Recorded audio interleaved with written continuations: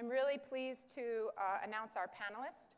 We have Dan Gould from Michigan State University.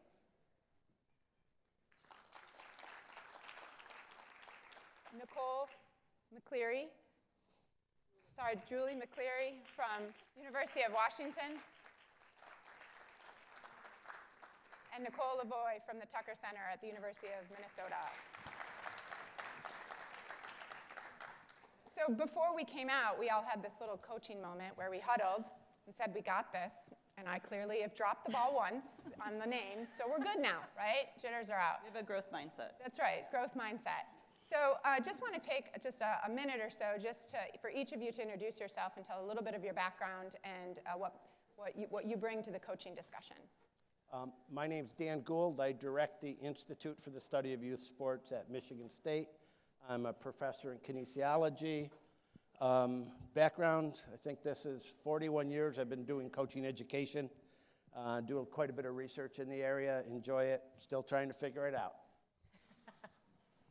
Hi, quite a bit of research is an understatement. Yes. So, I'm not sure how I got up here with these two, but I'm Julie McCleery, and I'm a research associate at the University of Washington in the Center for Leadership and Athletics. I primarily do research on the best practices of effective coaches, and I also was the principal investigator for the Seattle-King County State of Play report, and my most relevant recent experience was 7 years as a Little League baseball coach.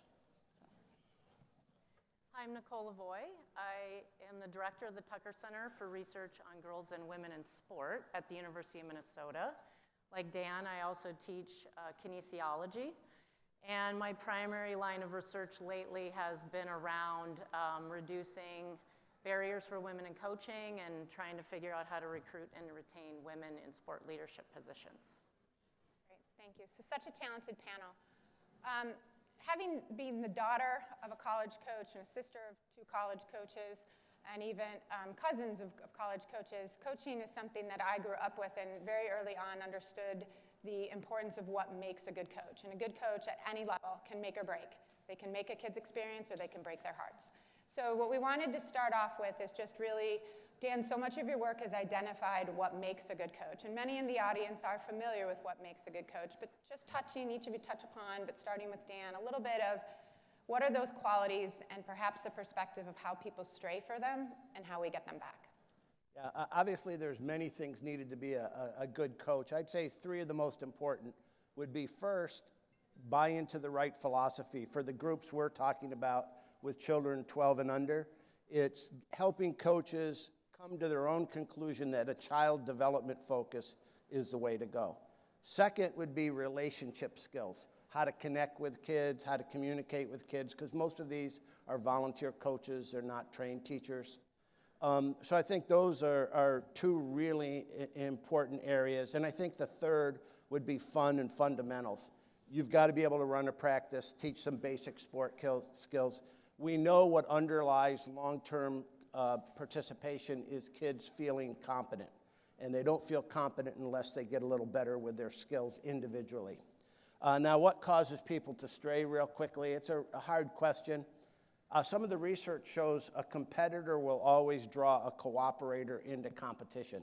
So one, what's the metric that we have at every youth sport field in America? A score, a scoreboard. So you sort of get sucked into that. And we don't have like a character rating or we don't have some of the other metrics. So I think that's one that I think happens, why some coaches maybe go to the dark side. Maybe how we prevent that real quickly, I guess I would say, is keep reminding them of the purpose of the mission, not just at the preseason, but every time they come, there's signage up, there's announcements what this league is all about. So they keep hearing the message, keep them on track. Julie, anything to add that you've seen help parent, especially parent volunteer coach, not lose their perspective? Because I think coaches walk in well-intended. Nobody's like, I'm going to go scream at a bunch of little kids today. But I think, like Dan mentioned, the competitiveness can sometimes draw. How do we help coaches stay within that mindset that we want them to have? I think we've talked a lot over the last day about the importance of sport building life skills, right, or social emotional learning. And I think sometimes as coaches, we think that's two separate things. Well, I'm going to coach my team and then I'm going to teach life skills and do my social emotional development over here like it's a separate curriculum. So I think one of the things is talking about how those two ideas are mutually reinforcing and that we're actually, it's not like, well, at the game, I'm going to yell and scream, but then, the next day I'll talk a little bit about that growth mindset or resilience or something. But that thinking about those two things as always coming together and trying to use a David Brooks term, weave them together as much as possible and see them as having to reinforce each other all the time. Nicole is really someone who really worked your way up all the way from youth coaching up through college coaching at pretty high levels. What have you seen that you can, again, kind of adjust your mindset for the different ages that you might be coaching and help parents move from a workplace day where they're working on one project to pivoting to working with an 8 or 9-year-old? Well, there's a lot of research around the multiple roles of parent coach or parent worker coach. And I think oftentimes we think that it is a challenge to balance, but a lot of parent coaches, workers also report enrichment, that every role enriches the other one. So to be present at each role at each time, I think is really important. But I want to go back to something that Dan was starting with is, what do we think is a good coach? Unfortunately, and I would be remiss if I didn't bring this up as the director of the Tucker Center for Research on Girls and Women in Sport, is that the term coach and the behaviors associated with coaching is layered in gender bias. And so when we think of what is a good coach, that privileges men. So when people say, well, I just want to hire the best, they might not intentionally want to be hiring men, but because of gender bias that's layered in how we judge and evaluate and perceive coaching behaviors, the same coaching behavior can be perceived very differently from men to women. And just to give you an example, so most people are pretty familiar with college women's basketball Division I. 3 national championship coaches. If they did the same behavior, they would be perceived very differently because of gender and racial bias. So for women of color, the multiplier oppression of gender and racial bias really comes into play. So if you think of, someone's yelling at the ref on the sideline and screaming, Don Staley is perceived very differently than Muffet McGraw, and both of them are perceived very differently than Gina Oriema. And that's really important as we think about at the youth level, how we perceive and hire and evaluate coaches is really layered in these biases that we're not usually aware of. Just a follow-up to that, I think that's such an important point. And I think the flip side, sometimes we forget, is what attributes the women bring to the table that are better than the men. Better empathy, better listeners. And for the coaching we're talking about, I think sometimes we forget it. We compare because the males were there first. I want to be just like Tom Izzo. Well, maybe that's not the best thing for all people in all situations. So I don't think we want to forget about what women bring to the table that are real strengths that we may not bring as men. Absolutely. So following up on that, Nicole, let's start with you. You go to many youth sport activities, and many of you in the audience know the number one challenge is how do we recruit and retain coaches? And when we go to youth sport events, we see a lot of women on the sidelines, or we see women as team moms. How do we recruit women really and engage women of all ages to see themselves as coaches and to step in and play the important role of a youth sport coach? And in particular, communicate what Dan just said is, you're not going to be Muffet McGraw. You don't have to kind of go to that level. You can walk in and you actually may have skills in your own toolbox that already predispose you to being an excellent youth sport coach. Some thoughts on how to inspire folks to... Yeah, I have some really concrete strategies on that. When I started this work in how do we get more women coaching, I started at the youth sport level because that's where the most kids are. And if we get women involved, more than 20 to 25 to 28% of the time coaching kids, then it's normalized to see women in positions of power and leadership. So that's where I started. So I interviewed 20 to 30 women who all played college soccer. Half were coaching and half were not. And one of the questions we asked is, how do we get more women to coach? And they were really clear on what they came up with. One is ask them Everybody can do that one for free right now. Ask them. Don't assume it's just the dads that want to coach. The other is offer a co-coaching option. Our traditional model of head coach, hierarchy, assistant, co-head coaches. The other thing they were clear about is we need to offer women-focused or women-only coaching education entities that are run by women. So they have a safe space to learn and feel cared about and a sense of belonging and community.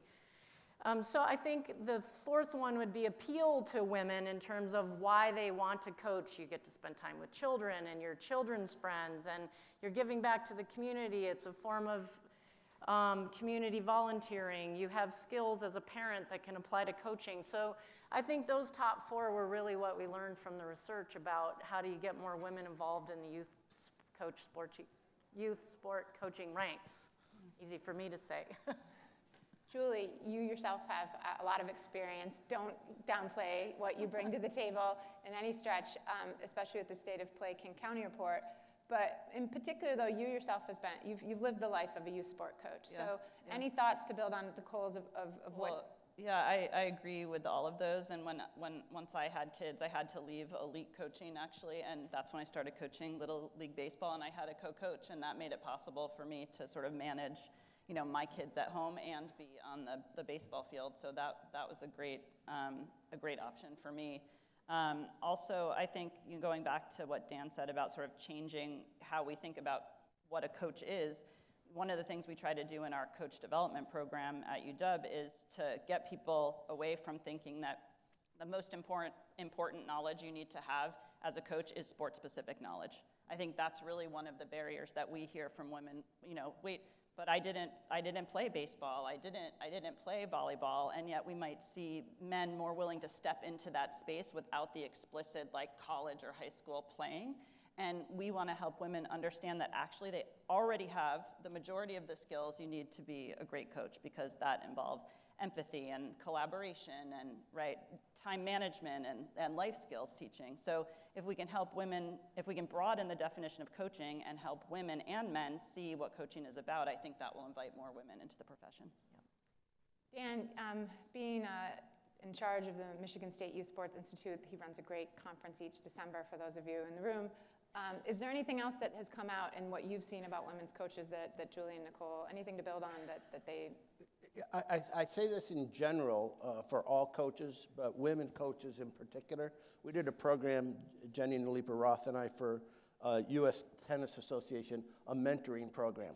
And they targeted African American, Hispanic, and women coaches, and they were assigned a mentor that helped them through. Now, that's a different level of coaching. But one of the things I think we fall into the trap, if we do coaching ed, we have it before the season, and we never talk to the coaches again. So if a woman comes in to coach, maybe my job, if I put on the coaching ed, is I send them an email or I go to a practice if I'm able to, and I see how it's going, and I ask them if they need any help or do they have questions. We have this notion that a 2-hour clinic's going to save the day and never talk to them again. The other would be, I've always thought about boosters. Right. So we program, so we're sending them little boosters, little things to remind them of, or tips, or better yet, models, a woman that's done a great job as a first-year coach, and here's something she learned, so they learn from each other. Mentorship piece, I think, is critical and really an important piece of any really good coaching. On the mentorship, when we talk about diversity of coaching, beyond gender, and just making sure that all parents feel welcome to be part of that, and there are different barriers. How have you either thought, researched, or implemented, and Julie, we'll start with you, of really trying to create an inclusive, diverse coaching pool and breaking down any barriers that may get in the way of that? Well, in Seattle, we're really just starting that work, but I think I want to sort of think about it on 3 levels. One is the structural level first, which there are just some barriers that we all have to think about. And one is that, for kids 6 to 10, about 70% of those coaches are volunteers. And that's who's coaching our youngest kids. And who has time to volunteer? What does it take to be a volunteer, right? It takes time, it takes money, it takes resources to carve out that availability. So if we want to think about how we could, open that up, we might think about where could we do more coaching and more teaching of athletic activity skills, like in schools or in community centers, as we've talked about here, that might, put that more into people who can get paid a small stipend to be able to teach those things. So that's one structural piece. Another structural piece that we heard about is the cultural barriers. So the immigrant communities in our area are growing, and we heard from a lot of them, like, okay, I have a team. We work with a gentleman who runs the Congolese Integration Network in our area, and he has a group of kids who want to play soccer. How does he, as their coach, even navigate that field reservation system, right? How does he get the insurance, right? So they're just those structural pieces. So that's kind of on one level. Another level, on the programmatic level, we heard some great things about programs like Skate Like a Girl, or a snowboarding organization near us that does summer employment for youth who have been part of their program, and then brings them in and pays them a small stipend to be the coaches for their kids, the next summer, sort of like a counselor in training type thing. But with the stipend, that's important so that you can get a diverse group of kids to be doing that. And then on the individual level, something that I think is important is just being an ally to those folks who are not in coaching. So right now I have 3 boys. I spend a lot of time in gyms and on fields, and I don't see a lot of women out there coaching. And when I do, I make a point of going to that woman and thanking her for being there, and letting her know that I know that it's hard and it can be tiring, and that it's really important that she keep doing what she's doing. So we all can do a little something, whether it's on the structural level or the individual level, to be an ally and think about how can we be more inviting and appreciative of the folks who we want to see more of in the space. Can I just jump in there on this idea that both Dan and Julie talked about in terms of mentorship, sponsorship, and allyship? These are 3 very different things, but all equally important. And one really concrete strategy that the men in the room can do is to commit to having a coaching staff that reflects the kids that the coaches are coaching. So for example, there's a coaching director in Minnesota for Burnsville United, and he made a commitment that all his girls' teams were going to be coached by women. And guess what? All the teams are coached by women because he made a commitment. And that's important. So we need male allies to be our champions and our sponsors and our mentors, because they have the power in the system that Julie's talking about. And that's really, really critical. So I would just challenge those in the room to make a commitment.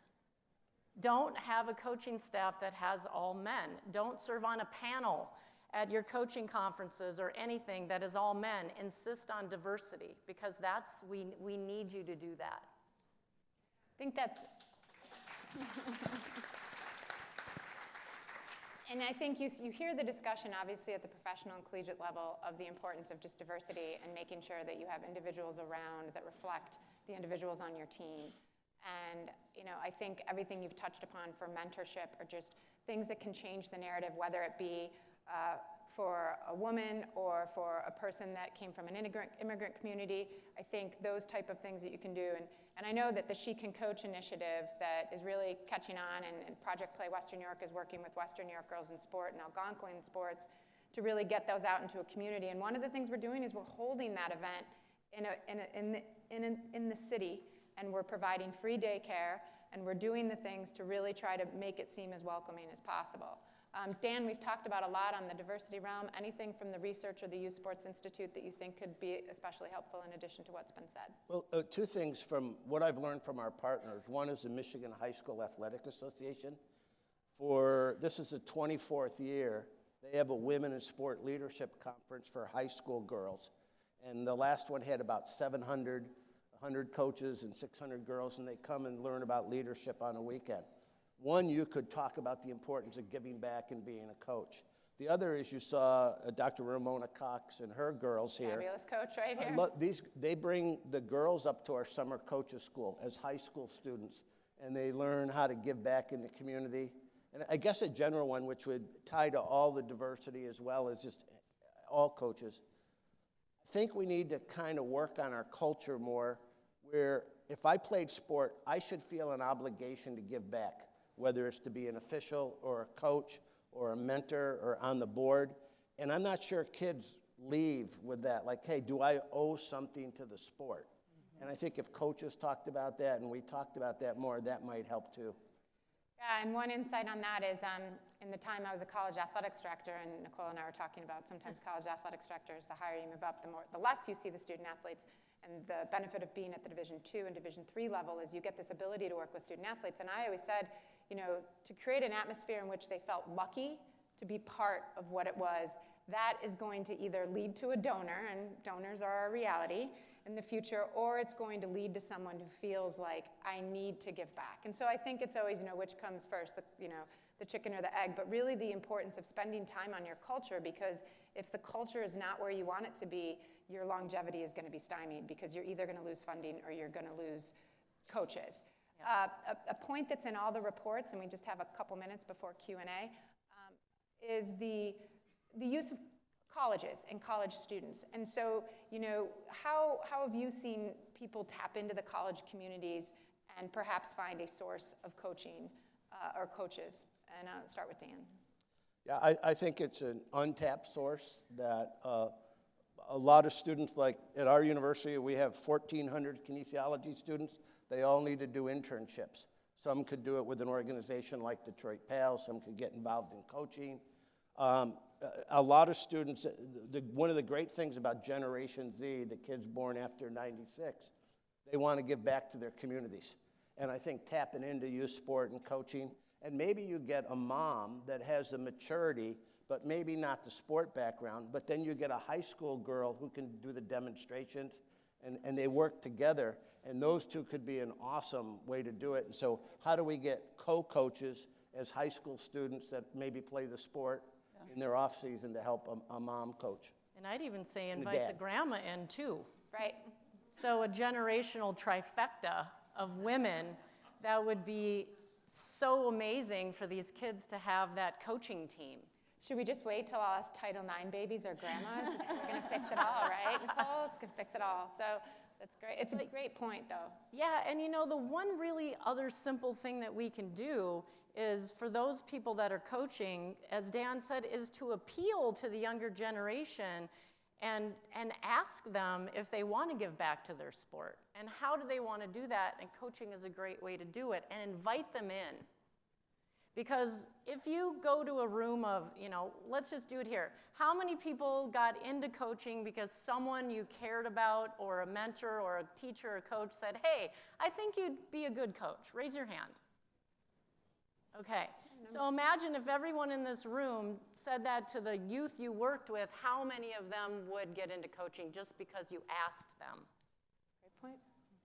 And I will do this plug for us all. All four of us are involved somehow in sport management or sport kinesiology programs at your at colleges. And there's kids right there, and they need the internship opportunities. So those always are a good source to turn to those programs and perhaps find that pairing. I love the pairing idea, because I really think sometimes moms and women in general are just overwhelmed by putting another thing on their plate. And so if they have to think they do it all, they just won't do it. But if you compare them and really reaching out and maybe finding them a good internship opportunity. Before we move to Q&A, I just want to go do kind of roll call of like, what else? What else are your thoughts on really just creating a really positive culture to attract and retain youth sport coaches? If there's something that you didn't get to share that you're thinking of, here's your time. So I'll start with Julie. Yeah, I just wanted to follow up on the culture piece. I had a conversation at breakfast about just creating safe spaces for everyone to play sports. So if you think about who do you see at your local skate park, or who is at the gym when it's like open play at the rec gym, right?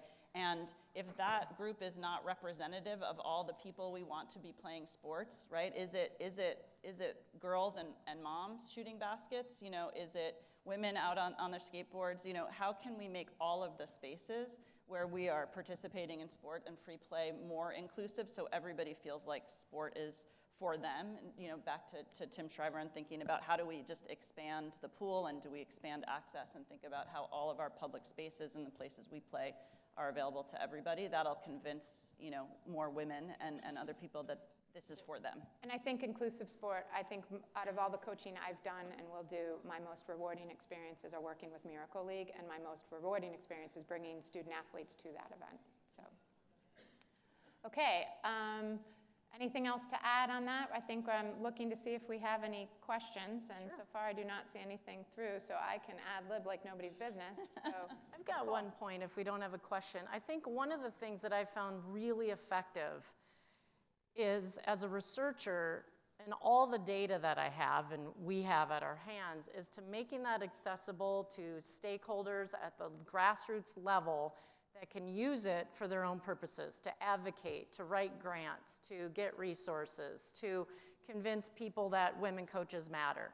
I mean, I can't tell you how many times I get asked, well, why should we hire women?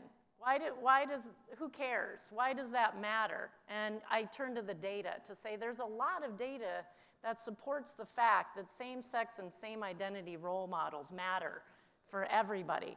And girls oftentimes do not grow up getting a same-identity role model, but 100% of boys get a coaching male role model. So I think to use the data to make the case for convincing people to be more inclusive or to hire more women or whatever it may be, sometimes data speaks the language.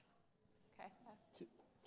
Two other points I'd make is, one, for years I've worked in coaching education and I still believe in it, but in the last decade I've kind of switched that we need to think about recruitment. You need to get the right people on the bus.